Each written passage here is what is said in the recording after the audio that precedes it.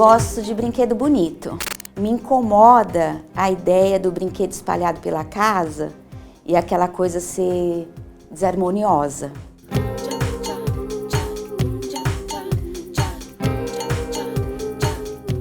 Eu tenho uma produção artesanal de brinquedos a partir de reutilização de materiais.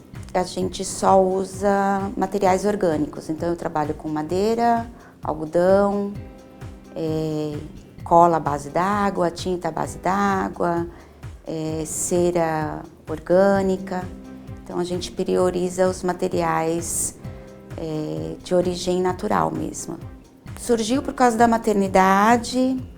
Eu tive vontade de fazer um brinquedo para o meu filho, para dar de lembrancinha para os amigos, para os filhos dos amigos, né? No aniversário dele. Os meus amigos gostaram dos brinquedos e começaram a me pedir, me incentivaram para fazer.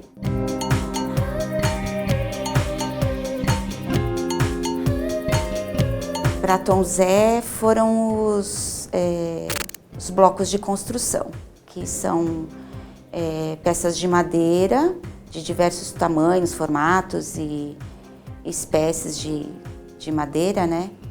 Mas o que aconteceu foi que quando eu fui procurar a madeira para produzir os brinquedos para o meu filho, eu fui em madeireira, fui em marcenaria e tal, e eu percebi que eles tinham resíduo de madeira, ficava empilhado num canto, um monte de madeira de um monte de tamanho e de um monte de formato, e que aquilo ali era lixo, virava lixo, né? Geralmente era vendido ou repassado para pessoas que iam queimar, usar como combustível, ou que iam fazer partes menores para usar em embalagens e tal. E aí eu percebi que tinha esse descarte ali que ninguém dava valor.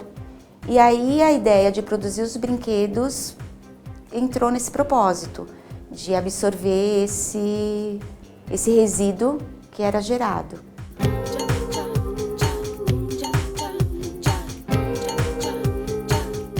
Nessa época eu ainda trabalhava com fisioterapia e eu levei um tempo assim até que eu resolvi trabalhar só com os brinquedos. Eu acho que o jeito de eu pensar o brincar e de como aquilo funciona para a criança quando ela vai estruturar a brincadeira, tem um pensamento de fisioterapeuta por trás.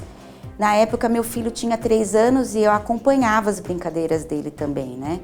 E eu percebia que ele permanecia muito mais tempo brincando e criando e concentrado na brincadeira quando o brinquedo não tinha uma finalidade. A maioria dos brinquedos da Tom Zé tem essa linha de pensamento. Quando não tem mais formas de brincar com aquela mesma brincadeira.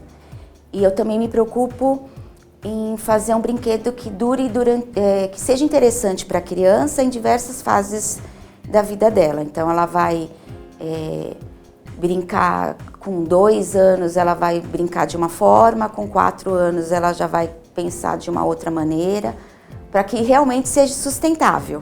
Não é só o reciclar ou o reutilizar ou usar o resíduo que torna o brinquedo sustentável. Ele tem que ter um processo de produção que não gere resíduos, né, que não gere poluentes, e ele tem que ser durável, né? Porque se ele durar uma fase, a criança ela muda de interesse muito rápido, porque conforme o brinquedo, ela conquista uma ideia do brinquedo, ele deixa de ser interessante, porque a criança ela é curiosa, ela precisa de desafios. Então, se você construir um brinquedo que depois que ela vencer aquele desafio, daqui a um tempo ela vai conseguir enxergar outro, ele se torna um brinquedo sustentável, porque ele vai perdurar na vida da criança mais tempo.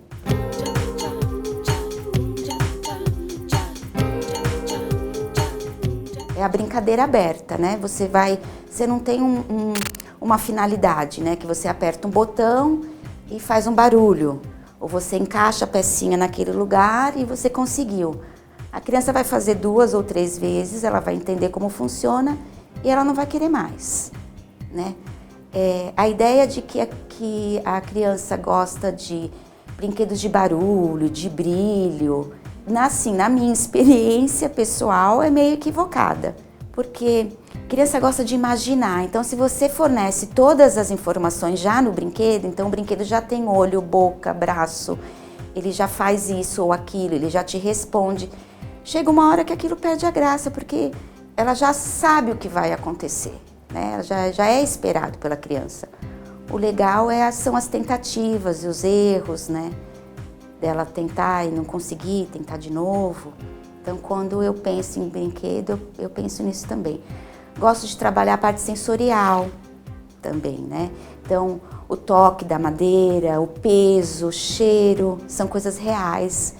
E quando a gente está formando um cérebrozinho, né? A gente precisa de informações reais. Então, segurar um carrinho de madeira tem aquele peso, tem o cheiro, tem a textura, e isso faz conexões assim, neuronais mais reais, né? Então é mais legal também do que segurar um carrinho de plástico com o formato exato de um carrinho, né?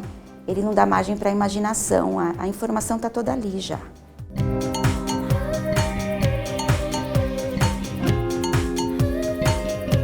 Na época era muito inspirado no Antônio, assim, no meu filho. E nas coisas que eu via, assim, da idade dele, né, das necessidades dele. E vinha muito dele, assim, a inspiração para eu criar. E coisas que eu trazia da minha infância também, de brinquedos que eu trazia da minha infância. Eu gostava muito de criar, assim, de construir e tal. E aí eu incentivava o Antônio. E aí você tinha as necessidades, né, dos bloquinhos de madeira para criar castelo, estacionamento, toda escolinha. Aí cada fase a criança vai criar, né? Então os mesmos blocos ela vai usar de diversas maneiras. Para as crianças menorzinhas, aí já tem a coisa do sensorial, né? Da experimentação tátil, olfativa, visual, tal. E aí vem disso, assim, então, por exemplo, as almofadas sensoriais, né? A ideia veio primeiro daquele joguinho de 5 Marias, né? São aqueles saquinhos pequenininhos que a gente brincava de jogar para cima, passar por baixo e tal. E eu produzo os jogos da memória, mas os jogos da memória não pode ser para criança muito pequenininha, porque as peças são menores e eles levam na boca. Aí eu pensei, então eu posso fazer um jogo da memória sensorial de cores para as crianças menores. Então eu fiz elas nos saquinhos de parzinho de cor e cada duplinha tem alguma coisa dentro para que ela tenha essa coisa tátil, né? Então uma criança menor, ela vai brincar com as almofadas só de tocar mesmo. Ela vai pegar, ela vai sentir que uma é diferente da outra. Ela vai tirar do saquinho, vai experimentar, vai cheirar. Conforme ela vai crescer, ela vai fazer a paridade entre as cores, porque ela vai conhecer as cores, ela vai aprender a falar o nome das cores e ela vai aprender a fazer a paridade. Depois ela vai aprender a fazer paridade tátil, porque ela pode, com os olhinhos fechados, tocar e encontrar o outro parecido. E aí vem essa história do brinquedo acompanhar a criança durante muito tempo. Quando ela já passar dessa fase, ela vai usar os saquinhos de travesseirinho para boneca, de almofadinha para cadeirinha, sabe? Ela vai criando outras coisas. Eu gosto de brinquedo bonito. Me incomoda a ideia do brinquedo espalhado pela casa e aquela coisa ser desarmoniosa, sabe? Eu tenho dislexia, então para mim as coisas têm que ficar tudo muito visualmente confortável. Então eu gosto do brinquedo bonito também. Então, assim, eu imagino, por exemplo, que os brinquedos podem estar ali na mesa de centro da sala. Assim, se você convidar um amigo teu para sentar ali e conversar, ele vai ter vontade de pôr a mão e de brincar e de, entendeu? E de Aí entra a coisa do toque, ele vai pegar a madeira, ele vai ter vontade de levar e cheirar, e vai perceber, Eu gosto disso também.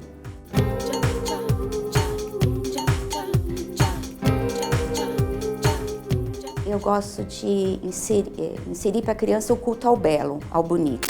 Não para o bonito, para maquiagem, para o cabelo, não é disso. Da beleza das coisas mesmo, assim, sabe? Então, quando você pega a máquina, você dá para a criança olha pelo buraquinho, ela tem uma percepção diferente. Ela vê o macro, e aí quando ela olha pelo buraquinho, ela vê o micro. E ela tem que treinar o olharzinho dela, porque não tem o foco nem o zoom. Então ela tem que ir lá, e aí ela se aproxima, e aí ela vê um detalhe, ela enxerga de uma outra maneira. Sabe, eu gosto de ensinar a contemplação, sabe, assim, então, eu gosto de ir no museu e ver criança, sabe, assim, eu acho que tem que ter a gente tem que ensinar as crianças essa parte da vida. Então eu ando na rua com meu filho de carro e vou mostrando para ele os grafites. Olha, eu vou falando o nome do artista que fez, a gente tem que preencher eles dessa percepção também, sabe? Porque se não passa.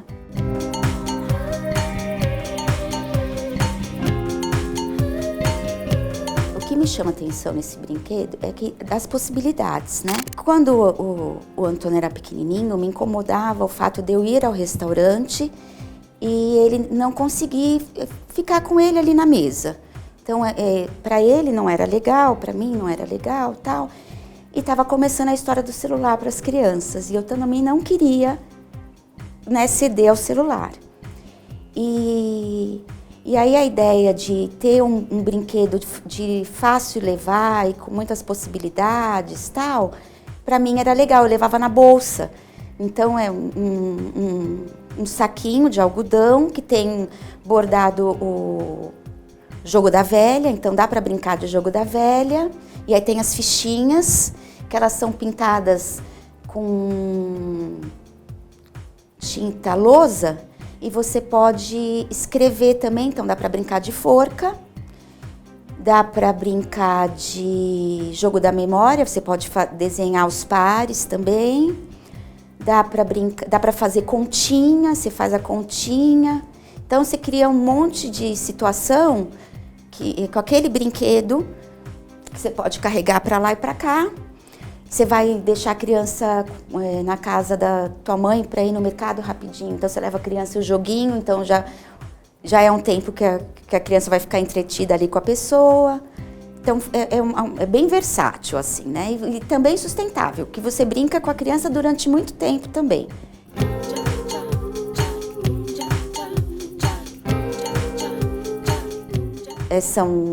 É um conjuntinho de 7 almofadas, de cores diferentes, e cada uma delas tem um recheio diferente, todos recheios naturais.